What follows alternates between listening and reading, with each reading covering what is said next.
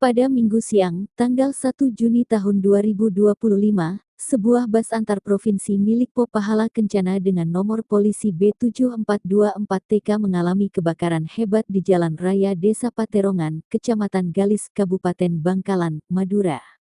Bus yang berangkat dari Sumeneb menuju Jakarta ini terbakar sekitar pukul 14 waktu Indonesia Barat. Menurut keterangan pihak kepolisian, kebakaran diduga disebabkan oleh korsleting listrik di bagian belakang bus.